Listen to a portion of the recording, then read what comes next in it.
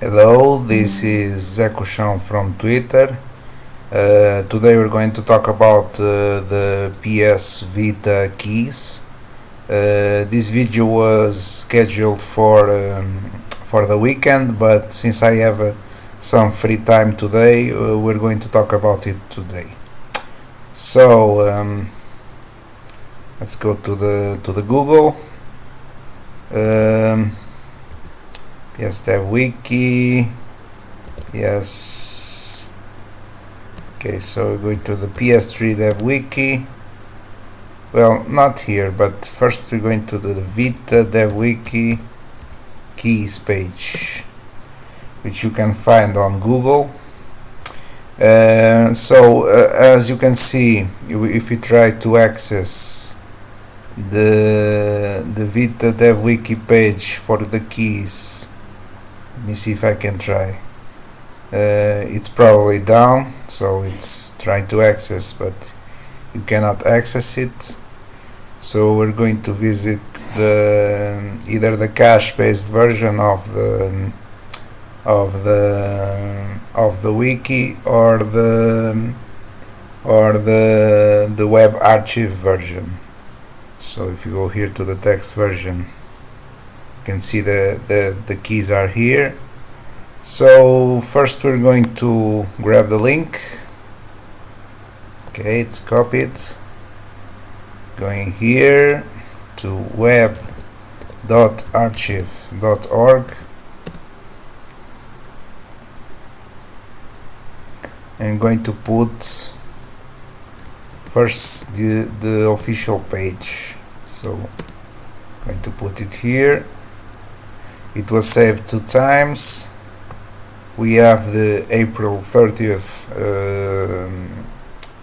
snapshot. We're going to access it and we're going to talk about them. So let's start with the boot ROM keys. So these keys can be found on the prototype boot ROM. So the keys are let's see.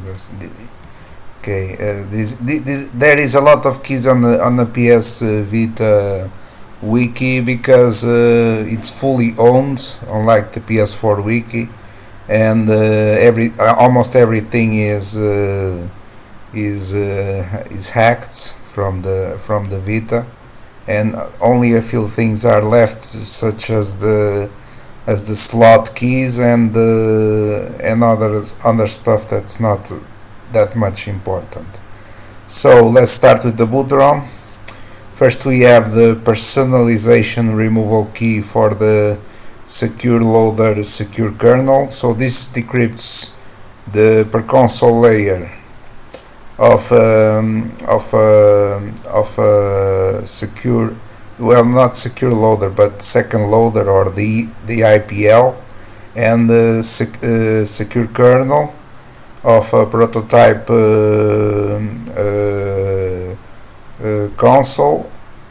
This is the key. This is the IV. This is the removal of the personalization key for the G-Kick prototype console. So we've tried this key and this IV, but it didn't give us the static plain text. So maybe another step is necessary. Maybe Sony does something else with the key. So we have no idea until we fully hack the Vita, the part of the slots. So we know this is the key and this is the IV, but when we apply them using any method, CBC, CTR, XTS, it doesn't give us the yank part of the IPL and of the secure kernel. This is the SHA-256 HMAC key for the secure loader and secure kernel. So this calculates the header MAC, which is compared against the signature at one C0 size 0x100. So this is RSA 2048, and it is verified with key 0 from the boot ROM RSA pairs. So this is used to calculate the header MAC, and it's also used to calculate the encrypted body MAC and 0x10 bytes, which is verified against the MAC at 0x190, which is encrypted with the double AA key for firmwares 3.69 and below, I believe, and custom IV from boot ROM. Then we have the famous key that was presented in the CCC conference, which is the 16 AA battery key for second loader and the secure kernel, and it's also used as a MAC. And this is the IV, and it decrypts what's at 0x190 size 0x20 of ENC file using AES 256 CBC. The result will be a HMAC calculated with this key, and the said HMAC will be from header size until header size plus body size with body encrypted. So this is another HMAC key. This is the factory handshake key. You can use this handshake key futurely with maybe a PC, and you can maybe communicate with the syscon to enter gig mode. This might be possible in the future. There have been researches about this on Twitter.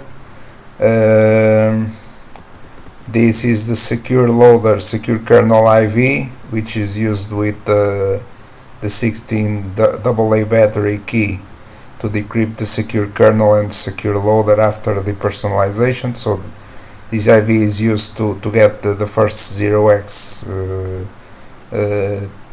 10 bytes into plain text. This is the boot ROM RSA key, which is a fallback for secure loader, secure kernel. So if you have all the fuses blown, this key is used, so it's pretty much useless. So this will never happen.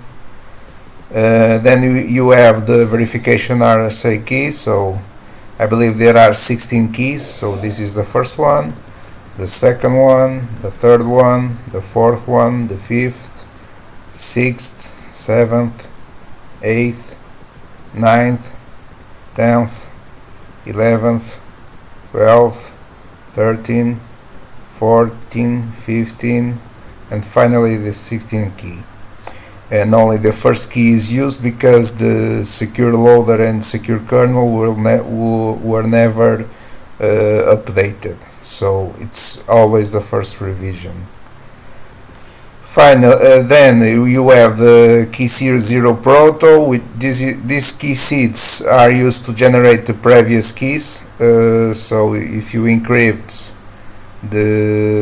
these into slot 8 using AES 256 ECB into slot 8 using slot 0x206, you can obtain the perconsole layer, removable, secure loader, secure kernel from NAND key, which is 128 bits.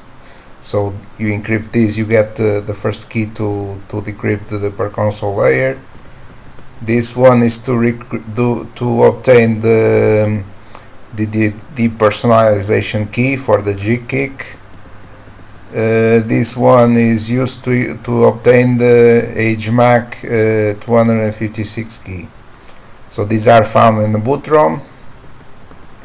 Then you have the second loader secure kernel key IVs. So these are maximum of 6 IVs, and then you have the auxiliary IVs, which are used in other stuff. Well, they were never used, but can be used for other stuff. Then let's moving on to the communication processor. So the communication processor is like the dev kit's auxiliary processor to interact with the dev kit. So it makes things a lot easier. This public key is used to, well, all of these keys are mostly to decrypt the images from the dev kit, and you can use them to decrypt everything from the dev kit communication processor, but not encrypt. Okay. And as you can see here, most of these keys are just for the file system 1, file system 2, etc. Moving on, then we go to Ernie, which is a syscon. The security ID is all zeros, so big fail, but whatever. Then you have the Ernie update AES 128 CBC key for the models 0x10, 0x30, 0x31, 0x40 and 0x41, which is to encrypt syscon updates. Since there are a lot of these models, you can just decrypt and encrypt everything, and you can use the key to sign your own syscon updates. This one is for this is for the fat model. This is also for the fat model. This is for the PSTV model, and this is for the slim model. Then you have some other keys from syscon, which can be the service 0x1900 passphrase. I have no idea what this does, but it's for communication with syscon. Then you have the BS to BS ID key. Again, I have no idea what this does. The first loader jig handshake key, which is known as the challenge key. This is shared with the boot ROM. So if you search for these bytes in the wiki keys page, you can find them on the boot ROM keys.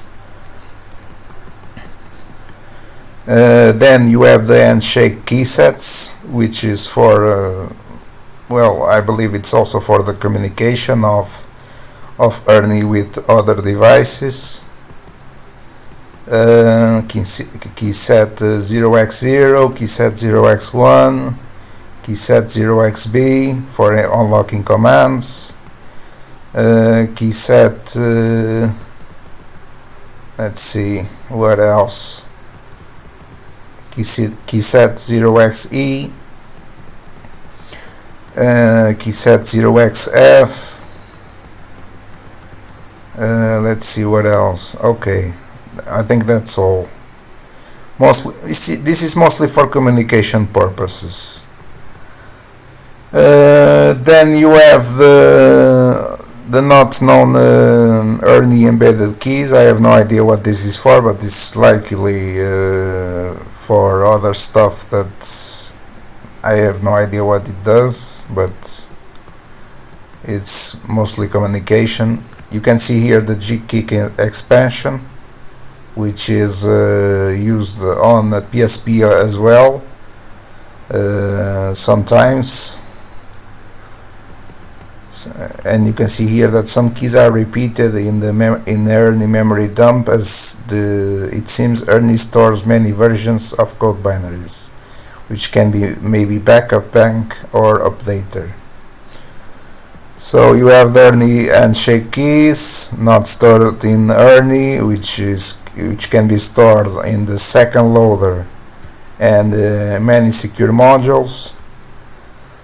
You can see here the key set 4, key set 6, key set 0xc, which is used to in auth E to Y. I have no idea what this is, but it seems to be maybe a conversion from external to internal. I have no idea.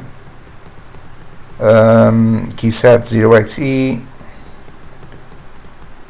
and finally we go to the SNVS keys. What is the SNVS? The SNVS is like the EPROM, where you store flags, tokens, and all that. But instead of being plain text EPROM, it's encrypted with keys. So for the prototype versions of Syscon, which is minimal firmware below 0.996,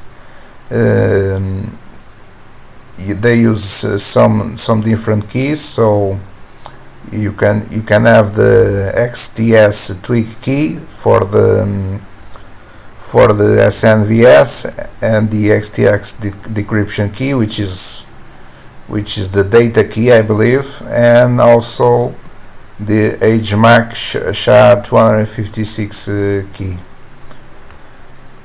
Moving on, going to the mystery update service SM keys. So you have the watermark external not used key, which you can find, and it's an RSA key, and you can see all the components of the key. We're not sure if this is used for watermark because it's never used, but you can find the P, the Q, the DP, the DQ, the INVQ modulus, and the private key. This is probably one of the only examples of private key being used. For the internal pubs, you can see here again the P, the Q, the DP, the DQ, the D inverse Q, the modulus, and the private key. Moving on, going to the PSP format of the Vita. PSP has new keys inside the Vita, so inside the PSP part you have a couple new keys. These are the keys 0x80, 0x81, 0x82, 0x83, 0xC0, 0xC1, 0xC2, and 0xC3, probably for compatibility with the games. Moving on, going to the ID storage. What is the ID storage? ID storage is like a place where you store your IDPS, PSID, and other stuff which is used to identify uniquely the PS Vita. This is also used in other consoles such as the PSP, the PS3, the PS4, all these consoles that start used firmware. You can identify them by the IDPS and by the PSID. So you can see here the PSP certificates. These are the public keys. You can see these for the section 0, section 1, 2, 3, 4, 5. Section 5 has the PSID. For the PS3 certificates, you can see here section 0, 1, 2, and I believe this is 3, 4, and 5. but someone messed this stuff here. This is for the PS3 IDPS, the 0, 1, 2, 3, and 4 and 5, 4 and 4, and the section 5 is for the PSID. Then you have the Vita certificates, which is for section 0, 1, 2, 3, 4, and the PSID for section 5. This is always used to validate the section inside the ID storage certificates. Then you have the JC, which is the game card, Auth Manager, ACDCA keys. These keys are used to sign the Kirk command 0x21 packages. So I believe it's only PSP packages. You have the curve, the public key, the private key. This is just used for PSP purposes. I believe that my friend, what was his name, DTB, made a program for for signing PSP packages, which were used to generate for acting like they were true PSP packages. Then we have the memory card authentication key, which is used to communicate with the memory card. Then we have some PSM keys, which is for PSM authentication, which is the PlayStation Mobile. So some keys, mostly discovered by Silica and Pina. Yes, okay.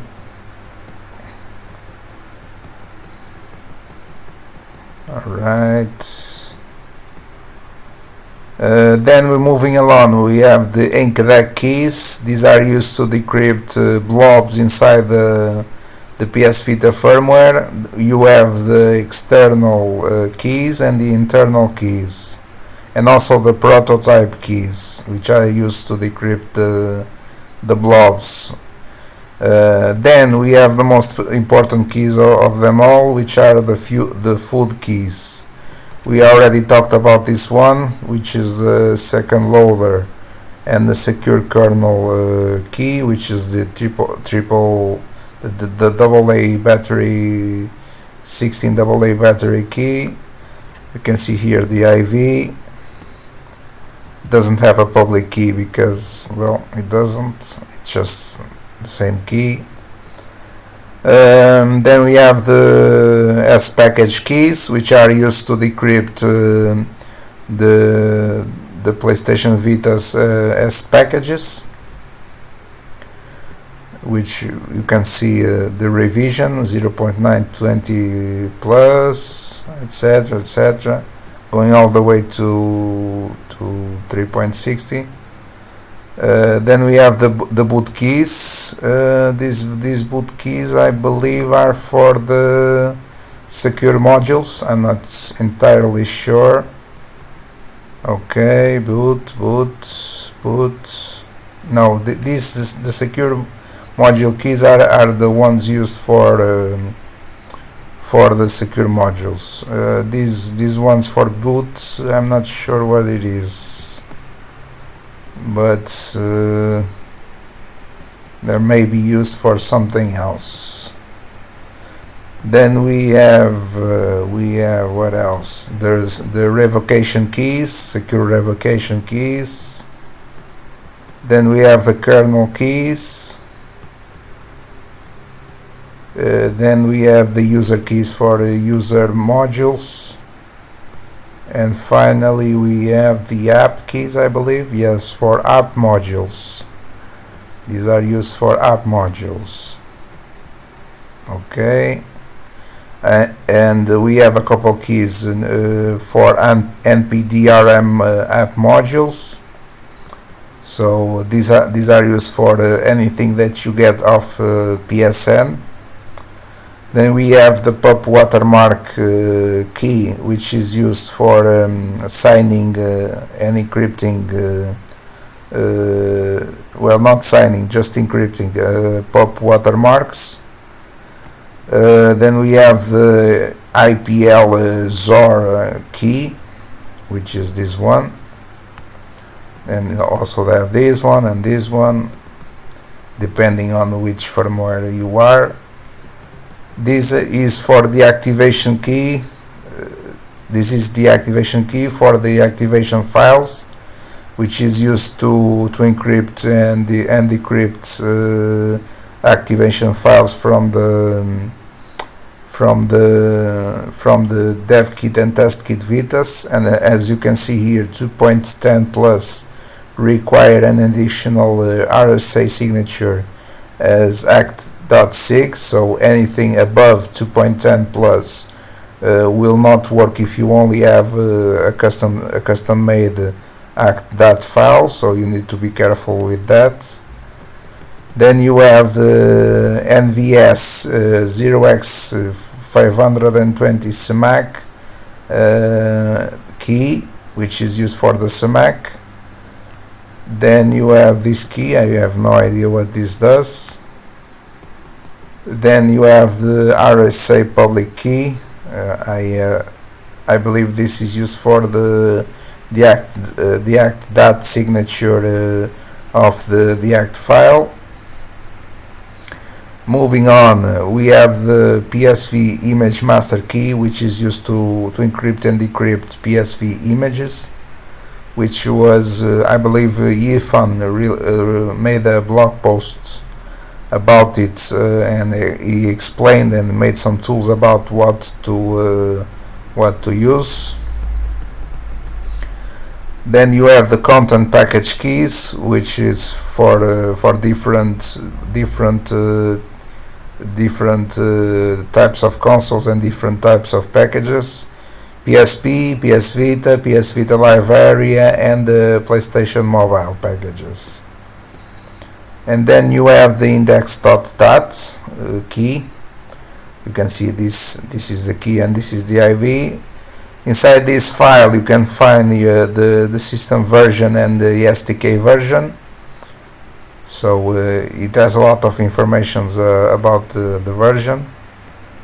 Then you have the title update key set. This is for the generating the HMAC for the game updates. Then you have the live area update HMAC key for generating the package links to update live area update packages. Same thing as the above, but for live area. Then you have the PFES keys, which are used to encrypt, well, not to encrypt. This one is used to encrypt and this one is used to check the HMAC. PFES stands for PlayStation File System and is used for the file system of the packages, of the save games, of the I believe also trophies. I'm not sure, but of packages and save games for sure. And this one is the passcode and the keystone keys, which are used to check and verify the passcode and the keystone. Okay, you generate an HMAC of the passcode and of the keystone, and this will give you a value that you have to check at a certain offset. Then we have the RSA RIF keys, which are used for checking the RIFs, which are your PSN licenses. So you can see here, this is just for validation purposes. The RSA package keys, again for validation purposes of the package key of the packages of the Vita. Then you have the registry ZOR key, which is used to to decode the registry.db0, you use this key. Okay. Then you have the database reconstruction magic, which is used to create, to reconstruct the database when you want. You put this in a certain place and it will generate a new database. Then you have the generation suffixes, the need for the need. Unfortunately, we don't have the one for the Vita. It was never found, but we have the ones for the PS3, default and no name, and also for the PS Vita no name, which is something like module start, module end, etc. Then we have this SCKRM keys. I have no idea what this is for. The EPSP keys, so this is for encrypting EPSP PRX files. You can see here that's for user system leave, VSH modules, kernel modules, etc. And the EPS, PSP, IPL XOR keys. So this is for the IPL. So seeing all this, we go back and you just go here and you put talk keys. Okay, not found. Let's just go here and here and here, and we go here and put Vita Dev Wiki keys, and we go here to the talk page and we just grab the text only version.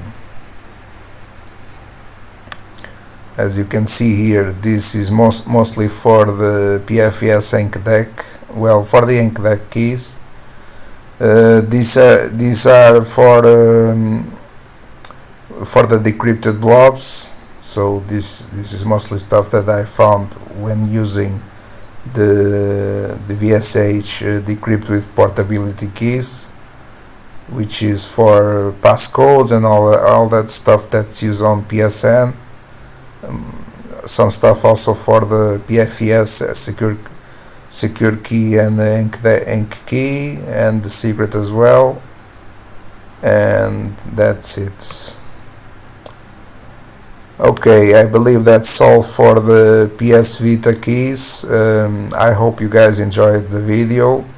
If you have any questions, please ask and tell me what are your doubts.